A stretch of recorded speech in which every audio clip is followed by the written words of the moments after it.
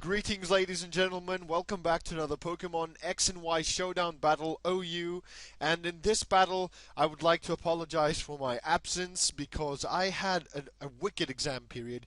It's still not over, but I couldn't let my fans down. My subscriptions are going up. I can hear some very nice things from most people, and I really had to compensate their their kindness. So here's another showdown battle. I came up with a new team.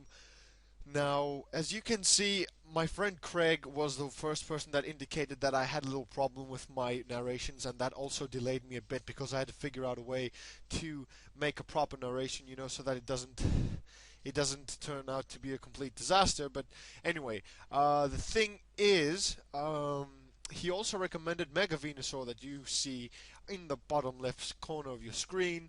I wanted to try Choice Banded Crawdaunt.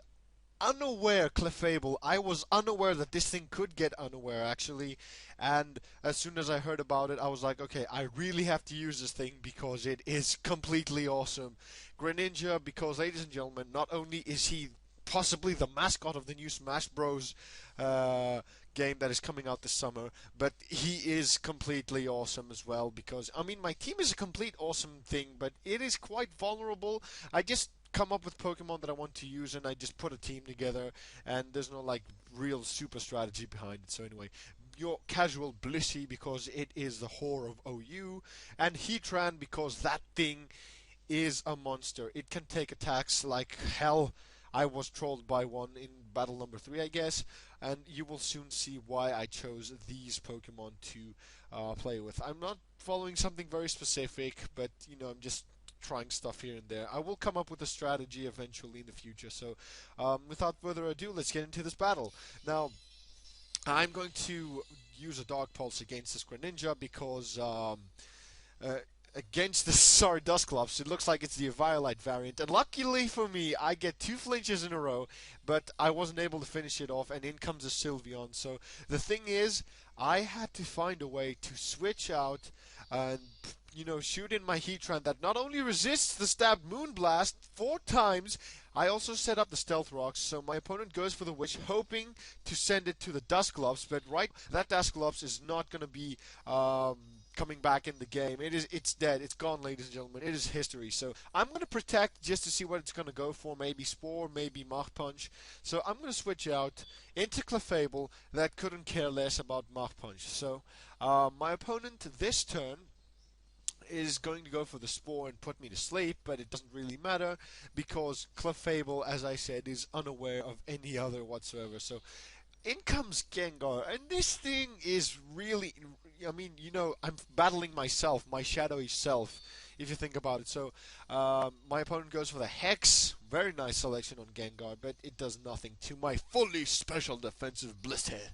So that Grape is going to get paralyzed because what is better than paralyzing a Grape, ladies and gentlemen. So I did a stupid play. I switched into my Greninja here in the hope of passing a Wish to it, and my opponent was such a guru that he predicted my switch. I don't know how that happened. So I went for the Crab Hammer, and holy crap is it powerful. But ladies and gentlemen, Gengar is not the most defensive Pokemon in the world. So anyway, my opponent, however, will go for the Heal Bell.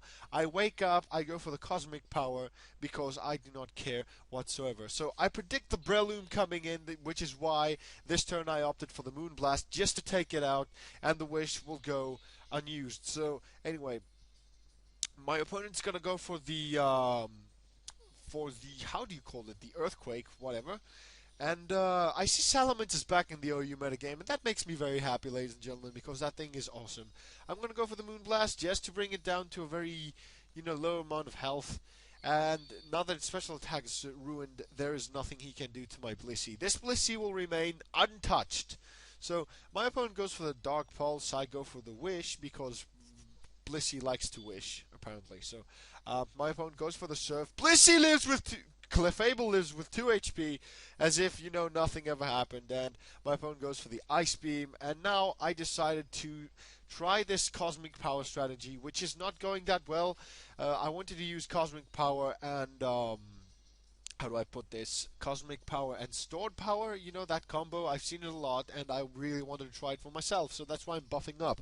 So at this turn, my opponent says, are the buffs really necessary? So I'm like, shush, I want to try something, mate. So he carries on ice beaming. It's gonna do completely nothing because I'm super buffed right now, and I wanted to see what I could do against the opposing Sylveon because Greninja was gonna die anyway.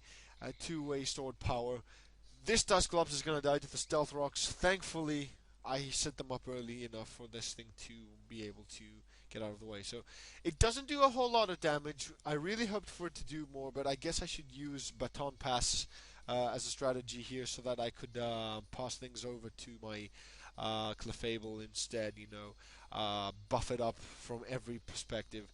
So it looks like it's gonna kill it with another stored power from the looks of it. And that is Clefable's stored power, ladies and gentlemen. I hope you enjoyed this battle, and it feels nice to be coming back after all this. It was a very bumpy ride the last few weeks, Easter and all. I hope you guys enjoyed yours, by the way. And I will be getting more Pokemon Showdown battles in. That is for sure. Do not worry. I've got this in the bag now that I have made some improvements on my software that records and narrates things. Hopefully this thing is in sync, and I will see you guys in the next battle. So goodbye, everyone.